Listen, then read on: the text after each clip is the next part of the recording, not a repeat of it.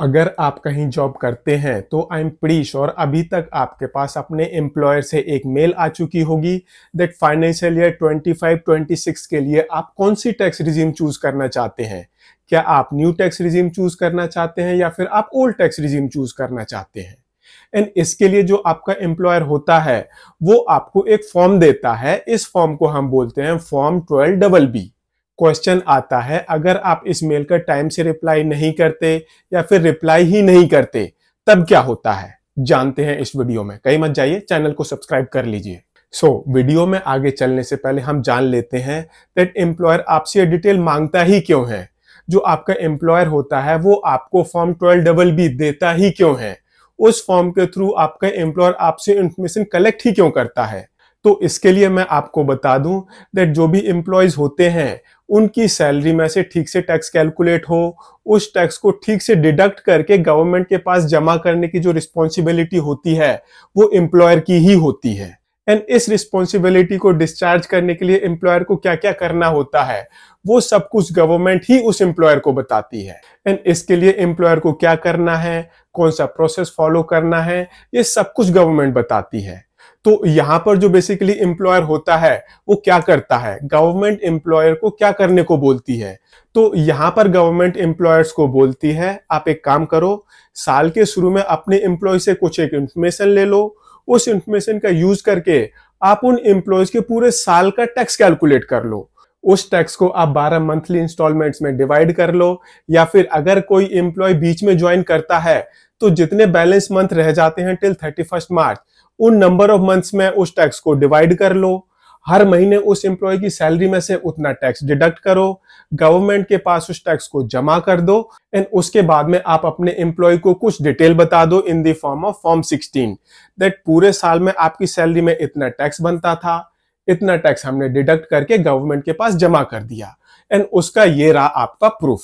Now अब जो employer साल के शुरू में एम्प्लॉय से इंफॉर्मेशन कलेक्ट करता है उसके लिए गवर्नमेंट ने ही फॉर्म 12BB नोटिफाई करा हुआ है दैट आप इस फॉर्म को एम्प्लॉयज को डिस्ट्रीब्यूट कर दो at the beginning of the year. And उसके बाद जो एम्प्लॉयज होते हैं वो उस फॉर्म को फिल करके आपको इंफॉर्मेशन दे देंगे। नाउ अब जो ये इंफॉर्मेशन कलेक्ट करने का प्रोसेस होता है ये एम्प्लॉयर टू एम्प्लॉयर डिपेंड करता है।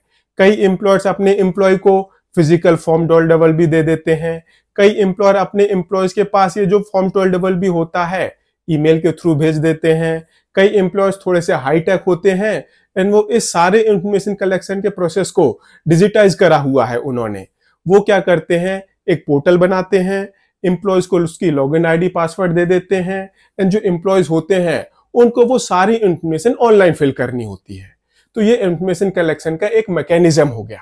नाउ अगर कोई एम्प्लॉय टाइम से इंफॉर्मेशन एम्प्लॉयर को नहीं देता या फिर इंफॉर्मेशन ही नहीं देता तब एम्प्लॉयर क्या करेगा।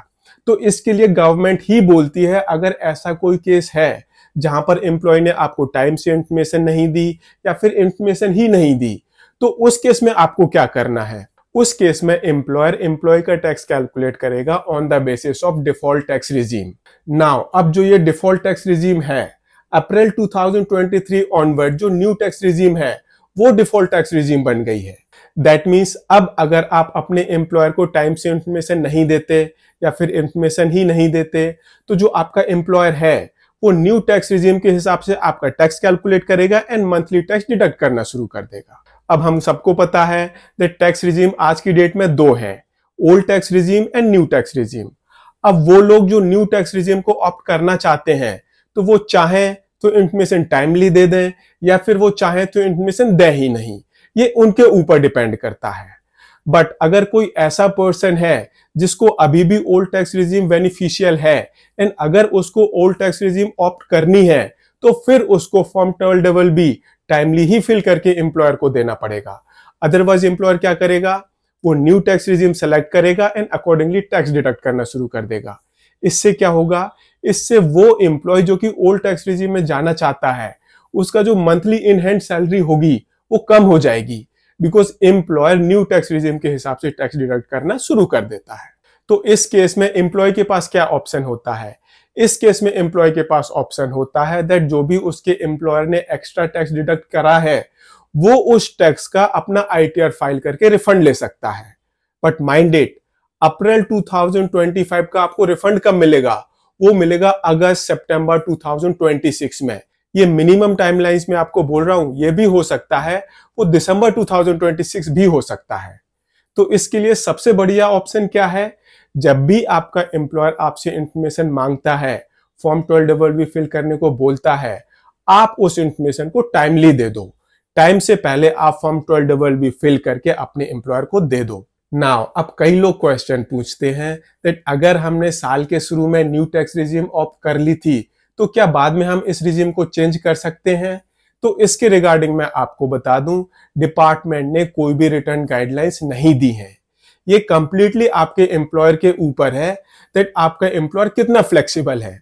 अगर वो फ्लेक्सिबल है तो वो आपको अलाउ कर देगा टैक्स रिजीम चेंज करने के लिए, एंड अगर वो फ्लेक्सिबल नहीं है तो फिर आपको वो टैक्स रिजीम चेंज करने के लिए अलाउ नहीं करेगा। एक और क्वेश्चन आता है, सपोज आप एम्प्लॉयर एक्स के पास काम कर रहे थे, आपने न्यू टैक्स रिजीम ऑप्ट करी थी, बट बाद में आपने क्या किया, आपने जॉब स्विच कर ली, आप एम्प्लॉयर बी के पास पहुंच गए, तो क्या वहां पर आप ओल्ड टैक्स रिजीम ऑप्ट कर सकते हो?